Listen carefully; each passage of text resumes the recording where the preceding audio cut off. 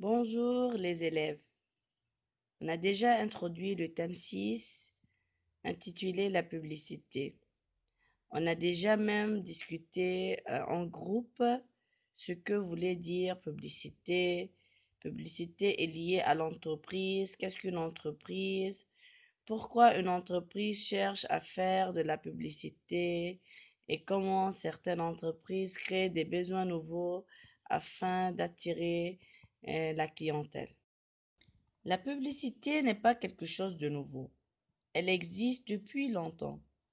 Depuis que les grands magasins ont commencé à se développer, l'on faisait tout son possible pour vendre. C'est pour cela, au XIXe siècle, avec la fin des coopérations à la Révolution et surtout de la libération du commerce permise par Napoléon, les grands magasins apparaissent pour attirer clients et vendre toujours plus. Ils remettent en cause des principes structurants qui régissent le commerce dans Paris. Ouvrez maintenant le manuel à la page 82. Aujourd'hui, nous allons faire l'étude de l'œuvre d'Émile Zola intitulée Au bonheur des dames. Émile Zola, vous le connaissez déjà, on a déjà fait sa connaissance au début de l'année, lorsqu'on a commencé à étudier La bête humaine, œuvre intégrale. Et remarquez le titre, au XIXe siècle, la publicité déjà. D'abord, nous sommes déjà sensibilisés, on sait que le texte va parler de la publicité, bien sûr. Et on a déjà, comme je viens de le dire, eu une idée sur la publicité. On va voir le titre. Au XIXe siècle, la publicité, déjà. Phrase nominale, exclamative, constitue une sorte d'allège pour les lecteurs. Aussi, on a les 3 points de suspension qui montrent qu'il y a encore des idées autour de la publicité. Si on voit aussi le nom de l'œuvre Au bonheur des dames, on a déjà une idée de ce que va parler le texte, sans même le lire. On peut deviner que qu'Émile Zola va nous parler d'une publicité qui est destinée aux femmes et qui de plus fait leur bonheur. Donc, sans lire le texte, on sait déjà que le texte va parler de la publicité au XIXe siècle. On sait aussi que cette publicité va être destinée aux femmes et de plus, elle ferait leur bonheur. Maintenant, nous allons lire l'introduction. Dans Au bonheur des dames, Zola analyse les techniques de la publicité utilisées par le propriétaire d'un grand magasin pour séduire la clientèle féminine. Donc, si vous voyez bien, l'introduction en train d'illustrer l'idée que je viens d'annoncer. Et comme je viens de dire que c'est un roman, alors ça sera un texte narratif. Le texte sera narratif, genre roman.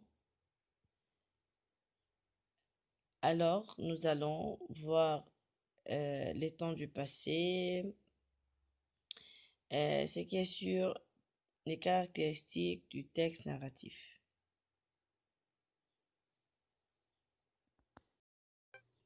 Commençons alors la lecture. La grande puissance était surtout la publicité. Mouret en arrivait à dépenser par an 300 000 francs de catalogues, d'annonces et d'affiches.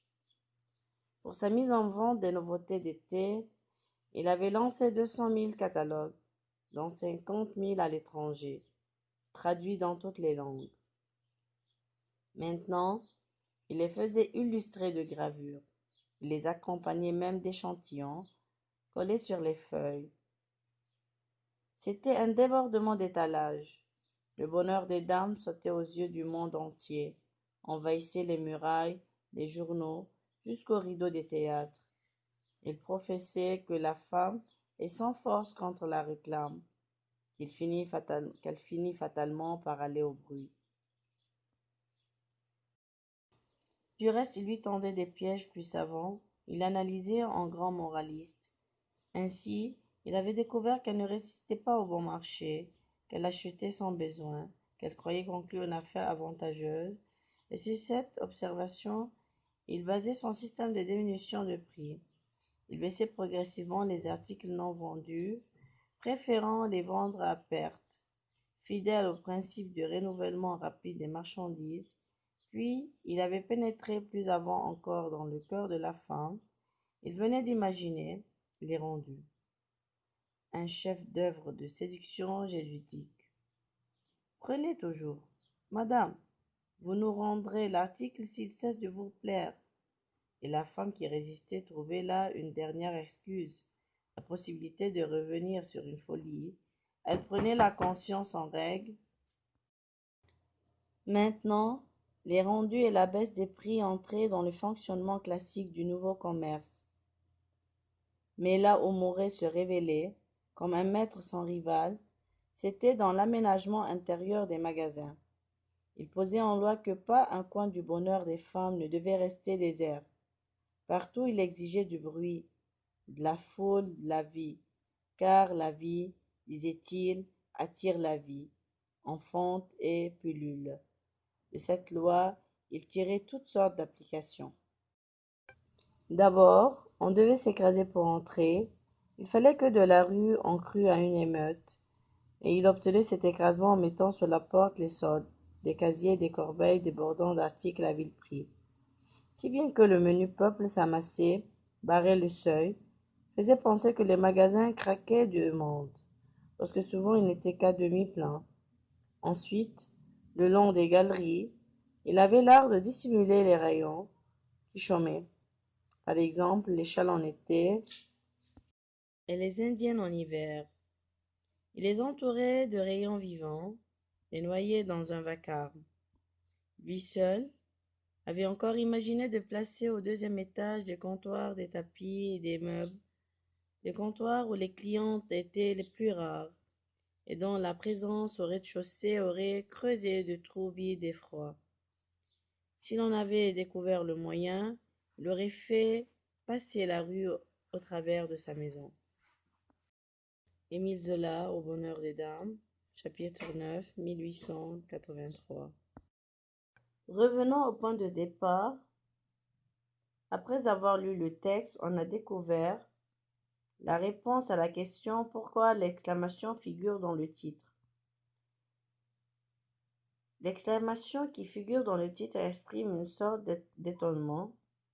Pourquoi étonnement? Parce que on se dit que la publicité faite au XIXe siècle ressemble à celle d'aujourd'hui. Donc, malgré le temps passé, malgré les années, malgré les siècles, la méthodologie est toujours la même. Analysons le texte, par exemple le premier paragraphe. Vous allez voir que Monsieur Mouret, pour faire connaître sa marchandise, euh, employait, utilisait des catalogues d'annonces, d'affiches en grande quantité au niveau national, même à l'étranger, dans toutes les langues, pour pouvoir être ou bien pour pouvoir travailler sur un grand marché. En plus de ça, il collait des échantillons sur les feuilles qui accompagnaient les catalogues afin de permettre à sa future clientèle euh, de profiter de leurs sensations tactiles pour découvrir la qualité des produits exposés à la vente.